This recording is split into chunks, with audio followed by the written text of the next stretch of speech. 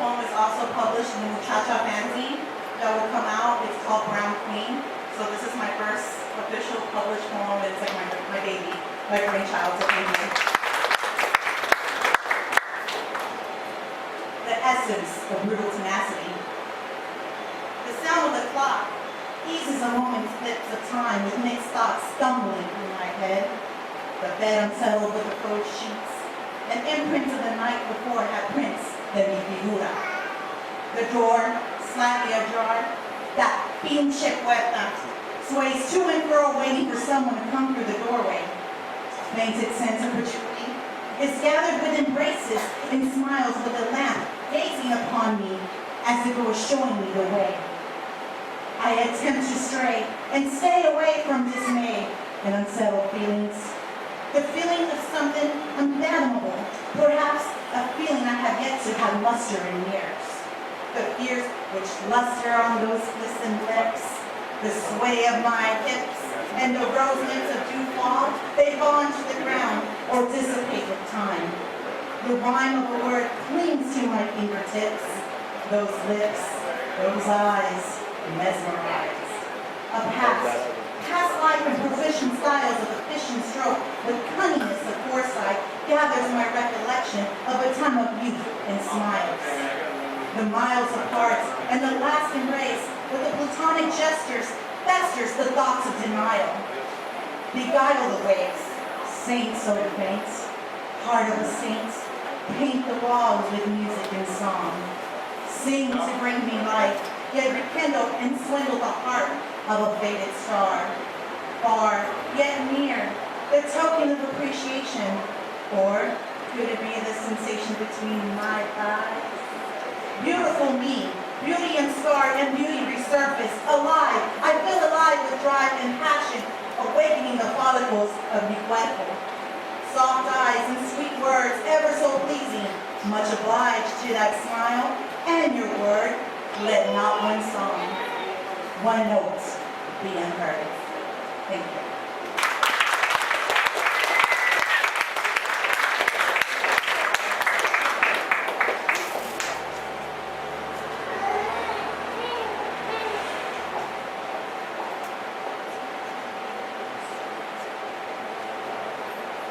Hey!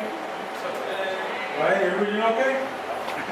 Next up, we're going to screen it's going to be Laura, where are you? Not you, the other Laura. Shit. I'm sorry. Is she here? So we get the laptop opened up. So what we're going to do the time being then, we're going to have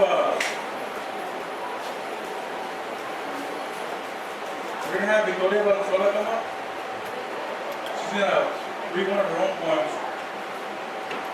Would you rather read one? She's going to read two poems. Victoria Valenzuela, she's an activist and writer. She's a volunteer for the Underground Library here where we are. So props to her. Volunteer work is not an easy thing to do. She's an organizer for 100,000 Poets for Change. All right, and she's published by the Mouse Journal as well. So let's give it up for Victoria.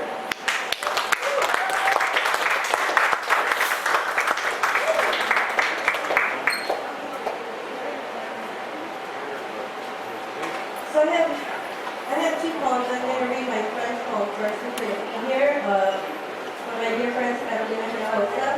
She's actually doing it all business. I'm going to be a techno poet.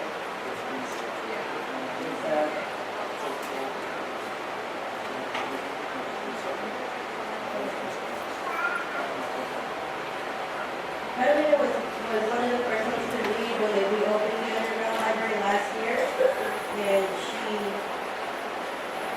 she was very moved by the fact that, moved to tears, I should say, by the fact that any school district would ban books simply because they are written by Mexican American authors or, classified as Mexican American revolutionary thought. Which I'm sure all of us were moved that much. But Carolina wrote this really great poem that actually has been featured in Gabriel Carmona's documentary about that entire movement.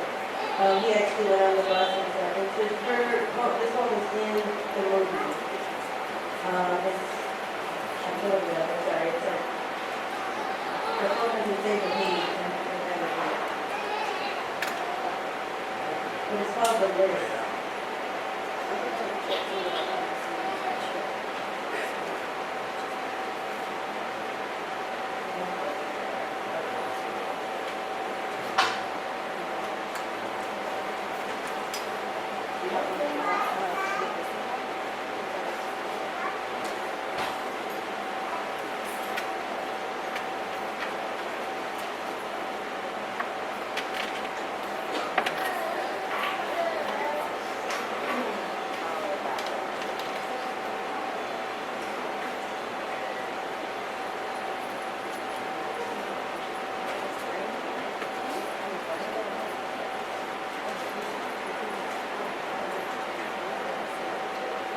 He has it as a poem written in response. I think you listen.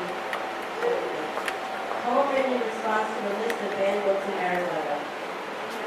I skimmed the list of banned books, familiar, like de Hierba Buena. I bring my fingers to Anaya, the sea that begins Cisneros, and Cesar Chavez marching through croplands, shaking hands with immigrants, cultivating the soil to ensure the pot-bellied master full of ripening blooming, bright bulbs.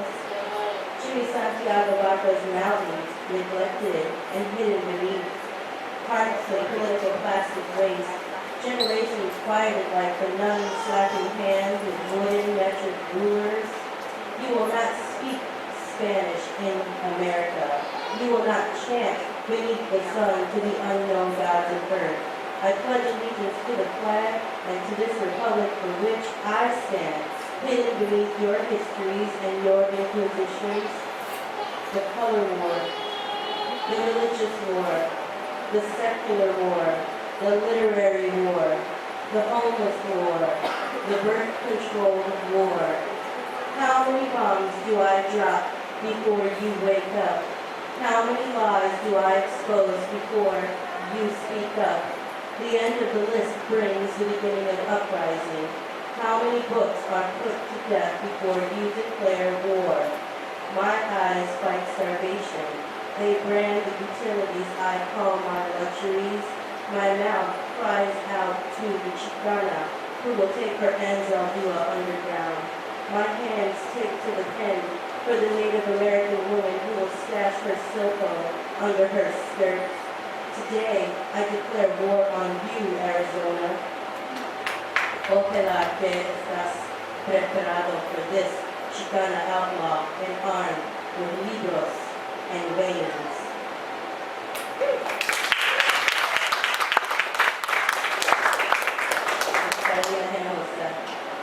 So, that poem actually went out to get published on La Lauga also. So it was a poem that she wrote that was moved her to tears, and we started the entire movement again, which kind of started the movement again. So now that they're trying to ban us here in Texas, they're trying backhandedly saying that your college education is not your own, that you can't decide for yourself whether or not your history is Mexican American or why isn't Mexican American history counted as a college credit? It's nuts. So I wrote this poem in response to what's happening here, which is the law that's called SB 1128.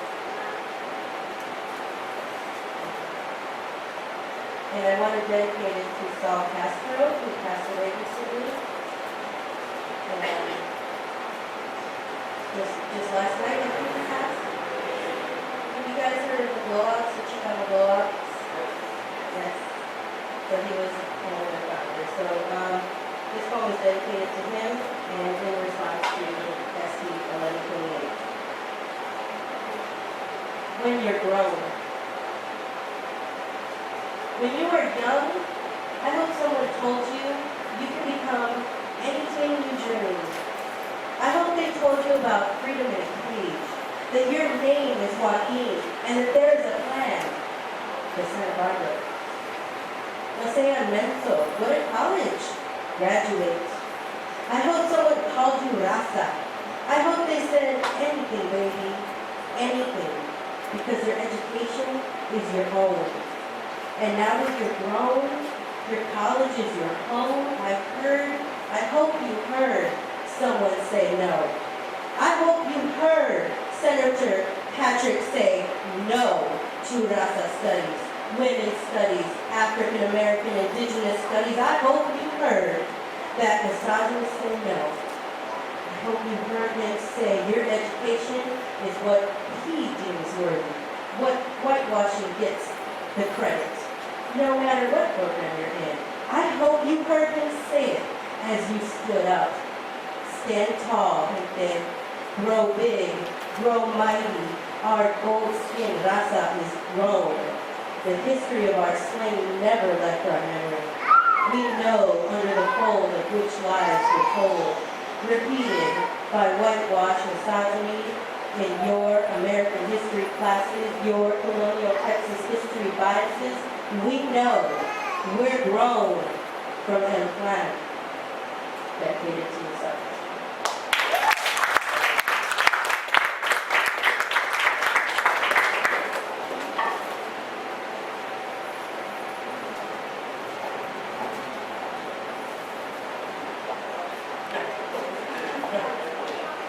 That was beautiful. Thank you, Philip. Next, we're going to be showing you guys a trailer for a documentary that's been being worked on. Is that sound right? Or English? It is being worked on. It's in progress. By Laura Varela.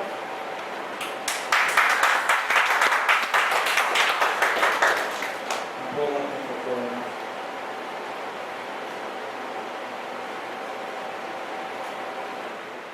Did you get everything turned on? Is that